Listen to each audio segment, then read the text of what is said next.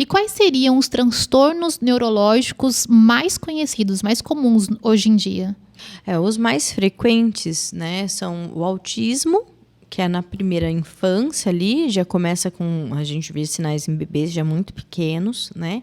E depois, em criança um pouquinho mais velha, a partir dos 4, 5 anos, o déficit de atenção com hiperatividade, que é o famoso TDAH. São os dois mais frequentes na infância. Tá? Mas a gente tem outros que são muito importantes de serem investigados, né? Então, deficiência intelectual, a paralisia cerebral. É importante a gente ficar atento a casos de crise convulsiva, epilepsia, porque isso pode atrasar o desenvolvimento. É importante a gente ficar atento nos casos de atraso, se não tem alguma síndrome genética. Síndrome genética, a gente tem que lembrar que nem sempre está no rostinho do indivíduo. Algumas vezes a gente só vai descobrir através de exames genéticos específicos. Tá? Então, por exemplo, síndrome de Down. Você olha para a pessoa, você sabe que essa pessoa tem síndrome de Down. Mas existem diversas outras síndromes que a pessoa não tem nenhuma característica facial. Então, ela tem algumas alterações fenotípicas específicas, assim, tem um atraso, a musculatura dela é mais frágil, é mais molinha, né? Tem uma hipotonia, está com atraso de fala, tem características autísticas, mas não tem algum tracinho no rosto, fisicamente, que vai mostrar essa síndrome. Daí é importante a gente investigar, fazer testagem genética para descobrir. O que causa o autismo? O autismo ele é uma alteração genética, né? Ele é um transtorno de base genética. Então, existem mais de 1.000 genes catalogados como estando correlacionados ao autismo. Isso não significa que ter um desses genes é determinante para ter o autismo. Tem gente que vai ter o gene, mas não vai ter o trabalho ali da epigenética, né? Então, as questões ambientais, esses fatores de risco que nós falamos lá no começo, essas pessoas não vão ter e por isso não vão desencadear mesmo tendo o gene. Entendi. Agora, existem alguns genes que sim estão correlacionados como determinantes. Então, a pessoa que tiver, ela tem uma chance muito alta de ter o diagnóstico de autismo, tá?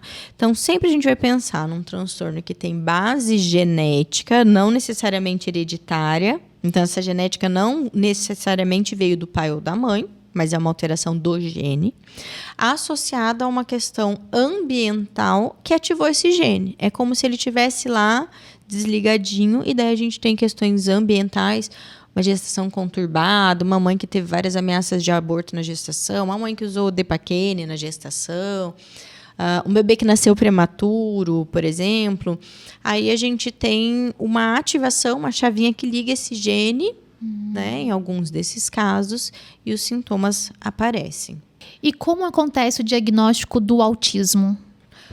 O diagnóstico do autismo ele é clínico, né? Então, não existem exames para a gente fazer esse diagnóstico. Ele é por observação, né? A gente observa os comportamentos dessa criança e daí a gente lança a mão de testes específicos que outros profissionais não médicos fazem. Então, é muito importante que um psicólogo avalie, que um fono, um terapeuta ocupacional, um fisioterapeuta. É importante que tenha uma equipe de avaliação, né?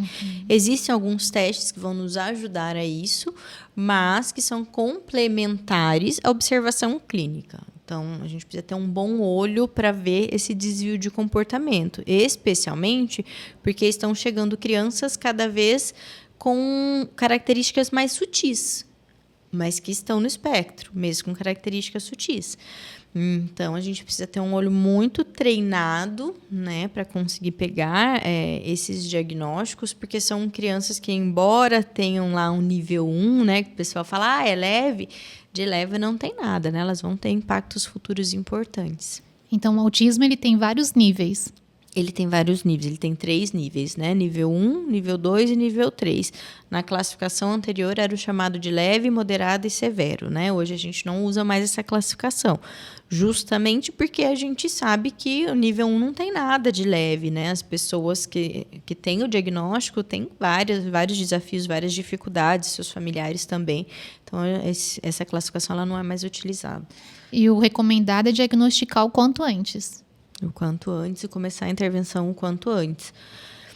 E vamos supor, né? Algumas vezes a gente vê o diagnóstico em bebês... Diagnóstico não, a gente vê características em bebês muito pequenos, né? Eu já tive no consultório, por exemplo, o caso de uma menina que com 4 meses a mãe nos procurou porque essa criança não fazia contato visual. Eu também tive um caso assim de 3 meses que a mãe amamentava e também falava, olha, ela não está fazendo contato visual e ela não está buscando o som, né? Porque o bebezinho de 3 meses, quando você faz chacoalha, não, chocalho, bate palma longe dele, ele já procura.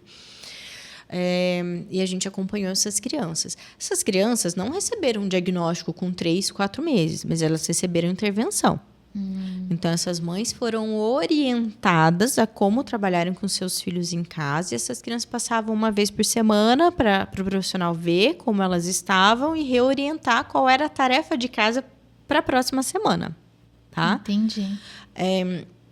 Ambas as crianças, mesmo recebendo a intervenção, ao redor dos 2 anos, uma com 1 ano e meio e outra com 2 anos de vida, recebeu o diagnóstico. As duas receberam o diagnóstico de autismo.